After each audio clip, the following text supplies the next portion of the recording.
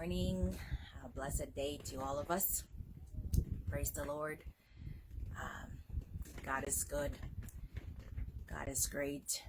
God is awesome. He has done a lot of good things in our lives.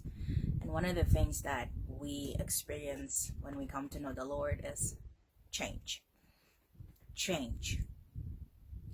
One of the things that we are most afraid of is change. People don't like to change. We don't like to change our habits. We like to keep the hold and keep our lifestyles the same.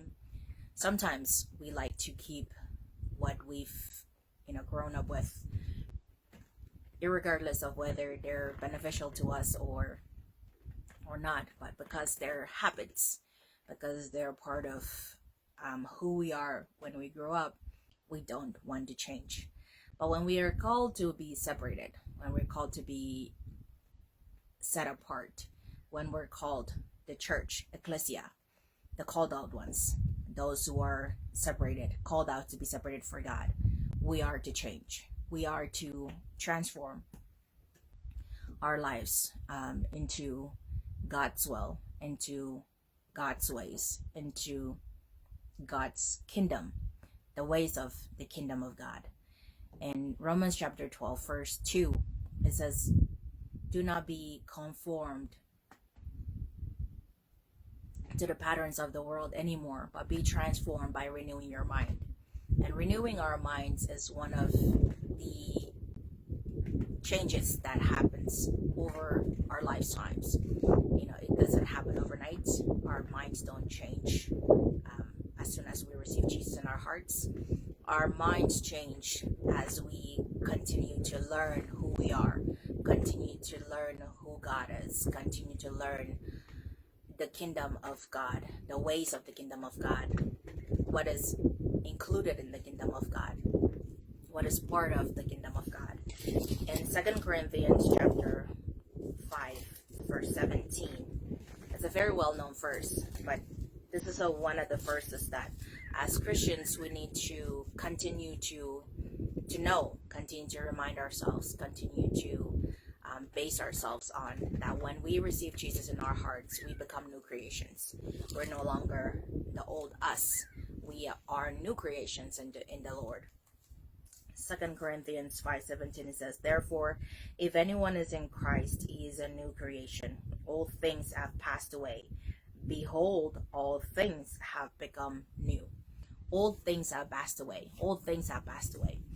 If we really think about these words, old things have passed away, meaning that whatever is in the old life, it needs to go with the old life. Whatever was in the habitual daily patterns that we follow from before we accepted Jesus, it should go with the old life. But new things have come. New things have come. Life has become new.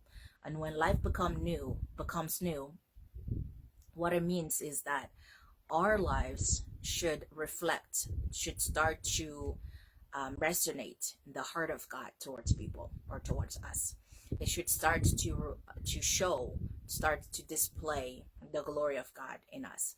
In Romans chapter 3, verse 23, it tells us that all of us have fallen short of the glory of God and separated from the glory of God because of sin.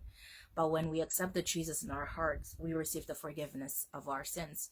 We receive the forgiveness that was shown to us, the love of God that was given to us on Calvary, on the cross, where Jesus died and where Jesus was crucified. All things have become new. So when we come to know the Lord, changes will happen. The changes that will happen can include your circle of friends. In 1 Corinthians chapter 15, verse 33, it tells us, do not be deceived. Bad company corrupts good characters.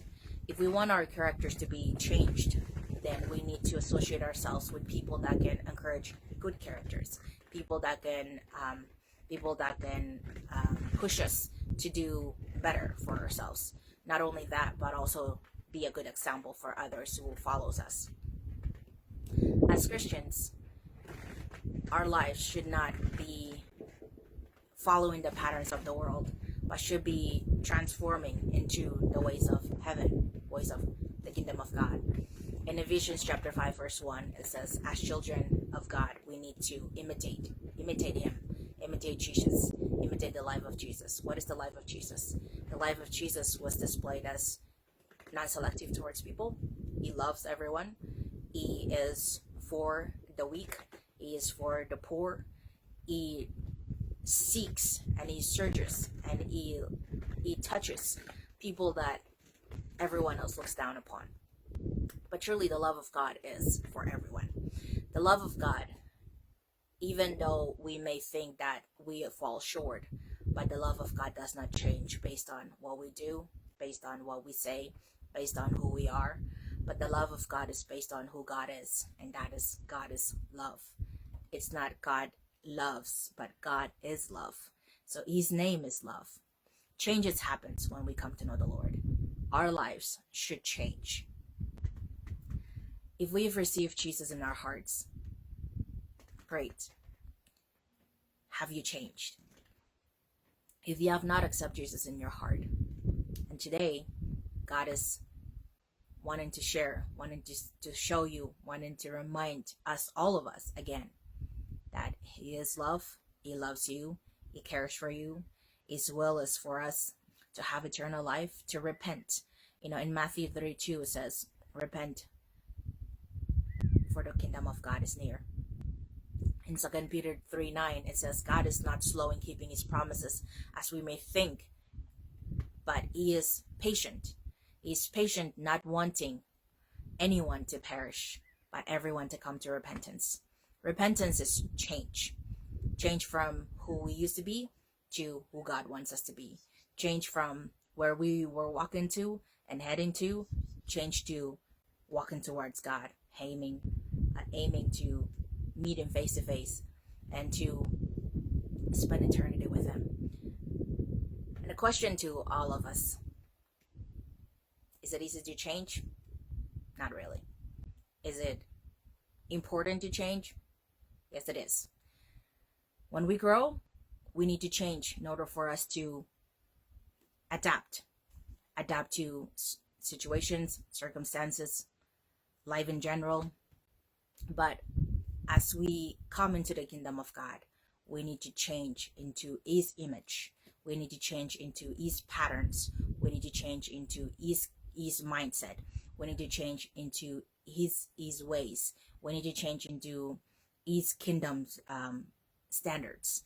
And so in keeping up with changes, the most important change that can ever happen in your life or in my life is ourselves changing into who God really calls us to be, God calls us to be and to transform into. And that is the image of God. Back in Genesis, if we go back to the beginning of the Bible, it tells us that God created man in his own image. And in his own image, he created man and woman.